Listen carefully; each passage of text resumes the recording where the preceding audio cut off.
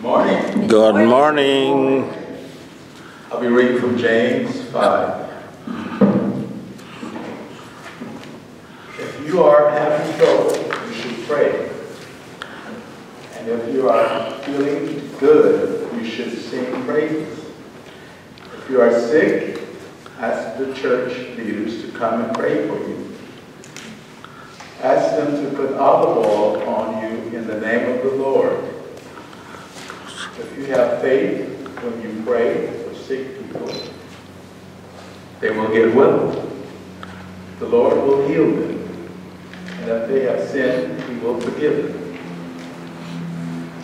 If you have sinned, you should teach each other what you have done. Then you can pray for one another and be healed. The prayer of an innocent person is powerful, and it can help a lot. Elijah was just as human as we are, and for 3.5 years, his prayers kept the rain from falling. But when he did pray for rain, it fell from the skies and made the crops grow. My friends, if any followers have wandered away from the truth, you should try to lead them back. If you turn sinners from the wrong way, you will save them from death, and many of their sins will be forgiven. Amen. Amen. Amen.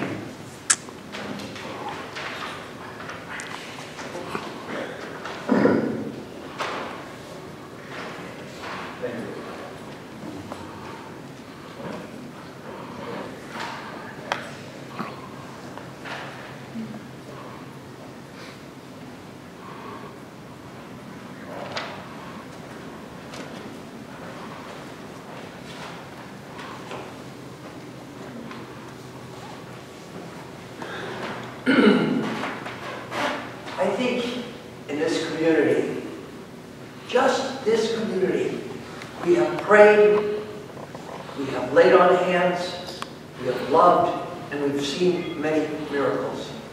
And I would never, ever ask anyone to stop praying. But at the same time, especially recently, we have prayed and prayed and prayed for some folks, and unfortunately, they passed away. I'm going to be spending, and probably this next month, a lot of times at funerals and memorial services. And we get upset. When we pray, we know we're praying for a good person, and they die anyway. And then the question is, why, God? Why have you answered me with a no? And see, that is truly the point. Sometimes the answer is no. And it's very difficult for us to accept it, isn't it? Especially when we've experienced so many miracles. Especially in our prayer circle group. We've laid on hands with people, we've prayed for people, and some of them miraculously, in a short matter of minutes, have recovered from whatever ailment has befallen them. And we feel so grateful.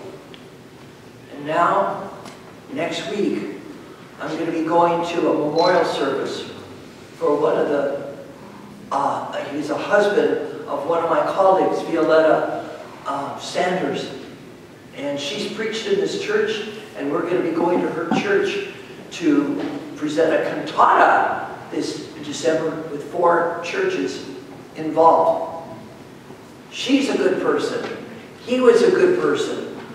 Why did he die from a horrible bone cancer that had spread all over his body, where he was in a lot of pain? And the answer is, I don't know. And I'm very comfortable in not always having an answer for everything. And I think it's a much more honest way to deal with questions of uncertainty than to say, oh, well, I understand all this. He really did something very bad, and therefore, of course, God struck him with bone cancer. Of course God didn't strike him with bone cancer. We prayed for him, we laid on hands, And for a long time, he went into remission. He was feeling well. He was able to go to church with his wife. He spent some real quality time in remission. And then, unfortunately, it spread throughout his body. Sometimes we just don't understand things. I want to share a story with you that I read in Guideposts, and I hope it touches your heart like it touched mine. It was written by a woman by the name of Kate. She grew up in Manitoba, in Canada, from a very devout Mennonite family. She had wonderful parents, a wonderful faith community. One summer, in her senior year of high school, she met a boy at Bible camp that was sponsored by the church. It was love. And then she found out that he felt the same way. And so they actually eventually married right after they had finished college. And she was a very, very good student.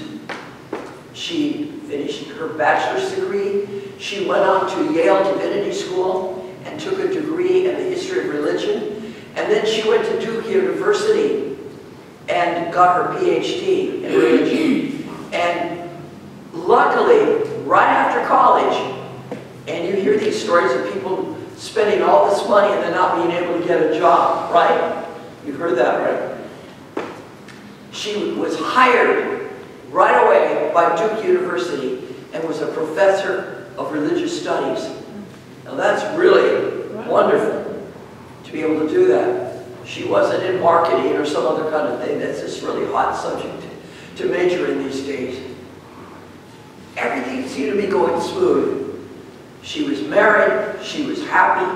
The one thing that she wanted in her life was a child, and it took a while to get there. But in the year 2014, she had a little boy. She was so happy. And then the next year, 2015, she was having horrible abdominal pain. And the doctors assumed it had something to do with the gallbladder. So they opened her up and they found a tumor in her abdomen that had spread, the cells had spread throughout her body.